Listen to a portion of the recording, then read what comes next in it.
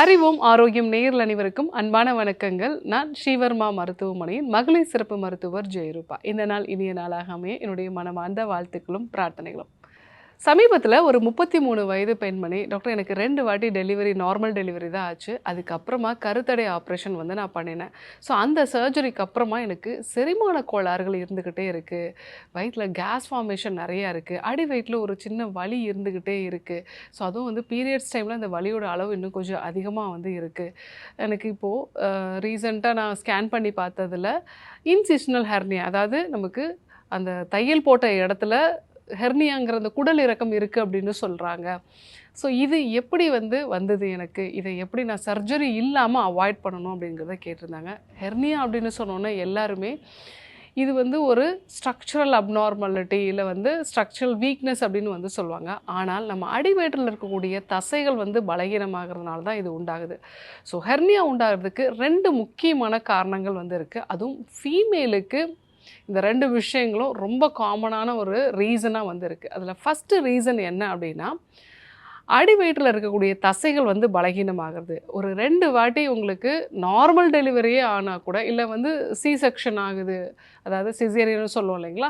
So delivery டைமில் நம்ம பாடியில் சுரக்கக்கூடிய ஹார்மோன்ஸ் என்ன பண்ணும் அப்படின்னா, அடி வயிற்றில் இருக்கக்கூடிய தசைகள், அங்கே இருக்கக்கூடிய மூட்டுகள், இது எல்லாத்தையுமே ரொம்ப ரிலாக்ஸாக வைக்கக்கூடிய ரிலாக்ஸுங்கிற ஒரு ஹார்மோன் நமக்கு சுரக்கும். ஸோ அதனால் அந்த தசைகள் எல்லாமே கொஞ்சம் தளர்வாயிடும்.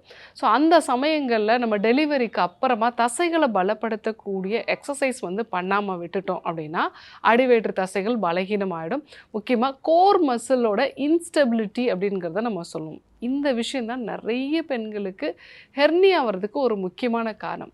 2வது, அடி வயிற்றில் ப்ரெஷரை அதிகப்படுத்துறது. ஃபீமேலை பொறுத்த வரைக்கும் பார்த்தீங்க அப்படின்னா, தும்மல் இருக்கிறதோ, இருமல் இருக்கிறதோ, காலையில் எழுந்தவுடனே தொடர்ந்து தும்மல் இருக்கிறது, இல்லை நைட்டு ஃபுல்லாக இருமல் இருந்துக்கிட்டே இருக்கும் டாக்டர், அசிடிட்டினால வருதான்னு தெரியல, இல்லை சளி இருக்கான்னு தெரியல, இருமல் இருந்துக்கிட்டே இருக்குன்னு சொல்லுவாங்க. அதே மாதிரி சின்ன சின்ன விஷயத்துக்கெல்லாம் பதட்டப்படுறது. ஸோ இந்த மாதிரி பதட்டமாகும் போதெல்லாம் அடி வயிற்றில் ஒரு அசௌகரியம் உண்டாகி உடனடியாக யூரின் போகணும், இல்லை மோஷன் போகணும் அப்படிங்கிற மாதிரியான ஒரு உணர்வு இருக்கிறது.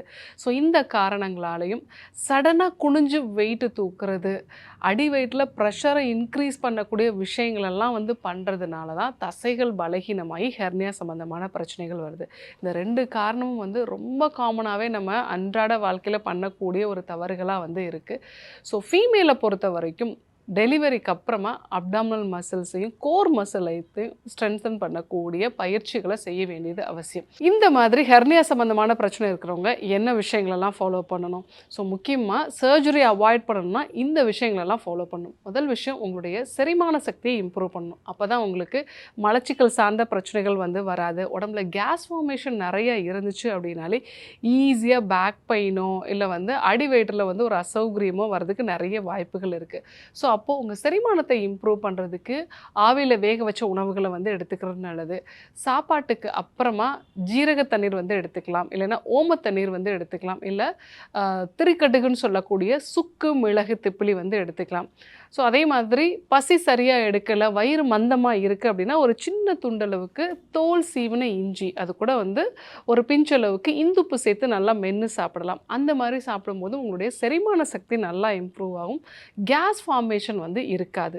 2வது, உங்களுடைய அந்த ஹெர்னியா சம்மந்தமான விஷயங்களை சரி பண்ணணும் அப்படின்னா அப்டாமினல் ப்ரெஷரை இன்க்ரீஸ் பண்ணக்கூடிய விஷயங்களை அவாய்ட் பண்ணணும். தும்மல் தொடர்ந்து இருக்கா, உடனடியாக மருத்துவரை சந்தித்து ஆலோசனை எடுத்துக்கோங்க. அடிக்கடி இருமல் வருதா, அதே மாதிரி சடனாக குனிஞ்சு வெயிட் தூக்காதீங்க. மலச்சிக்கல் சார்ந்த பிரச்சனைகள் இருந்தது அப்படின்னா அதற்கான சிகிச்சை முறைகளையும் ஃபாலோ பண்ணுங்கள். இதெல்லாம் ஃபாலோ பண்ணிவிட்டு அப்டாமினல் ப்ரீத்திங் அப்படிங்கிற ஒரு எக்ஸசைஸ் நம்ம பண்ணலாம். ஸோ இந்த எக்ஸசைஸ் எப்படி பண்ணணும் அப்படின்னா, தரையில் படுத்துட்டு நம்ம வயிற்றில் ஒரு கை வச்சுக்கணும். ஸோ ப்ரீத் இன்ஹேல் பண்ணும்பொழுது, அதாவது நல்லா மூச்சை உள்ளே இழுக்கும்போது வயிறு வெளியே வரணும், மூச்சை வெளிவிடும்போது வயிறு உள்ளே போகணும். ஸோ இந்த ஒரு ப்ரீத்திங் டெக்னிக்கை ஒரு 10 டைம்ஸ் ஒரு ஸ்ட்ரெச்சில் பண்ணலாம். அதே மாதிரி ஒரு நாளையில் 2லேருந்து 3 டைம் நம்ம பண்ணுறது நல்லது. அதே மாதிரி பெல்விக் டில்ட் அப்படின்னு நம்ம வந்து சொல்லுவோம். தரையில் நம்ம படுத்துட்டு நம்ம வயிற்றை லைட்டாக வந்து உள்ளே இழுத்துட்டு ஸோ நம்மளுடைய முதுகு பகுதி கீழே வர்ற மாதிரி பார்த்துக்கணும். ஸோ நம்ம படுத்திருக்கும் பொழுது இடுப்பு பகுதியில் ஒரு சின்ன கர்வ் இருக்கும் இல்லைங்களா, அந்த கர்வ் வந்து நமக்கு தரையில் படாது. அந்த கர்வ் வந்து தரையில் படுற மாதிரியான ஒரு ப்ரெஷர் வந்து கொடுக்கணும். இது வந்து மைல்டாக வந்து பண்ணணும். ஸோ தேவைப்பட்டால் மருத்துவர்கள்கிட்ட கேட்டு இந்த எக்ஸசைஸ் எல்லாம் நம்ம வந்து பண்ணுறது நல்லது. அதே மாதிரி கீகல் அப்படிங்கிற ஒரு பயிற்சி வந்து இருக்குது. அந்த பயிற்சியும் வந்து நம்ம பண்ணலாம். சேதுபந்த ஆசனம் அப்படிங்கிற பயிற்சியை வந்து பண்ணலாம். பட்டர்ஃப்ளை ஆசனம் அப்படின்னு சொல்லக்கூடிய பத்த கோணாசனம் அந்த பயிற்சியும் நம்ம வந்து பண்ணலாம். இதெல்லாம் நம்ம பண்ணோம் அப்படின்னா அப்டாமினல் மசில் வந்து ஸ்ட்ரென்தன் ஆகும். ஆனால் டாக்டர் நான் 1 வாரம் பண்ணுறேன், 2 வாரம் பண்ணிட்டேன், எனக்கு வந்து சேஞ்சஸ் வரல அப்படின்னு சொல்லக்கூடாது. தொடர்ந்து 12 வாரங்கள் இதை செய்யும் பொழுது தான் உங்களுக்கு நல்ல சேஞ்சஸ் வந்து இருக்கும். ஸோ அப்டாமினல் மசில்ஸும் வந்து உங்களுக்கு ஸ்ட்ரென்தன் ஆகும். ஸோ இது கூட கலர்ச்சிக்காய் மிளகு வந்து எடுத்துக்கலாம். இந்த கலர்ச்சிக்காய்க்கு அண்டவாதம்னு சொல்லக்கூடிய ஹெர்னியா சம்பந்தமான பிரச்சனைகளை சரி செய்யக்கூடிய ஒரு தன்மை வந்து உண்டு. ஸோ கலர்ச்சிக்காயோட மிளகு சேர்த்து மோரில் வந்து நம்ம ரெகுலராக சாப்பிட்டுட்டு வந்தோம் அப்படின்னாலே நமக்கு அந்த அடி வயிற்றில் இருக்கக்கூடிய தசைகள் வந்து நல்லா பலப்படும். ஹெர்னியா சம்பந்தமான பிரச்சனைகளையும் நல்ல ஒரு மாற்றம் வந்து இருக்கும். செரிமான கோளாறுகள் வந்து இருக்குது, ஒரு சர்ஜரி பண்ணியிருக்கேன், அதுக்கப்புறமா எனக்கு ஹெர்னியா வந்து இருக்குது, இல்லை வந்து சர்ஜரி பண்ணாமலே சில பேருக்கு வந்து இங்குவைனல் ஹெர்னியா அதே மாதிரி வந்து அம்பிளிக்கல் ஹெர்னியா மாதிரியான பிரச்சனைகள்லாம் இருக்கும். அந்த மாதிரி பிரச்சனை இருக்கிறவங்க முதல்ல உங்களுடைய செரிமானத்தை வந்து சரி செய்யுங்க. அப்டாமினல் ப்ரெஷரை இன்க்ரீஸ் பண்ணக்கூடிய விஷயங்கள் எல்லாத்தையும் அவாய்ட் பண்ணுங்கள். அது கூட abdominal breathing, pelvic tilt, abdominal bracing அப்படின்னு சொல்லுவோம். இந்த மாதிரியான எக்ஸசைஸ்லாம் பண்ணலாம். கீகல் எக்ஸசைஸ் வந்து நம்ம பண்ணணும். ஸோ இது கூட நம்ம உணவு முறைகளையும் ஈஸியாக செரிக்கக்கூடிய உணவு முறைகளை எடுத்துக்கலாம். கலர்ச்சிக்காய் மிளகு வந்து எடுத்துக்கலாம். இந்த மெத்தட்ஸ்லாம் நம்ம ஃபாலோ பண்ணோம் அப்படின்னா சர்ஜரி போகாமல் நம்ம அப்டாமினல் மசில்ஸை ஸ்ட்ரென்தன் பண்ணி ஸோ ஹெர்னியாவை ஓரளவுக்கு நல்ல மாற்றங்கள் வந்து கொண்டு வரலாம். ஸோ இன்றைக்கி ஹெர்னியா சம்மந்தமான பிரச்சனை முக்கியமாக பெண்களுக்கு எதனால் உண்டாகுது, இதை வந்து அதிகப்படுத்தாமல் கரெக்டாக மெயின்டைன் பண்ணிட்டு போகிறதுக்கு என்னென்ன விஷயங்களை ஃபாலோ பண்ணலாம் அப்படிங்கிறத தெரிஞ்சுக்கிட்டோம். நிறைய பேருக்கு இந்த பிரச்சனை இருக்குது. டாக்டர் சர்ஜரின்னு சொன்னோடனே ஒரு பயம் வருது அப்படின்னு சொல்லுவாங்க. அவங்க எல்லாருக்குமே இந்த தகவல் வந்து ரொம்பவே யூஸ்ஃபுல்லாக இருக்கும். இதே போன்று ஒரு நல்ல தகவலோடு உங்களை சந்திக்கிறேன். நன்றி, வணக்கம்.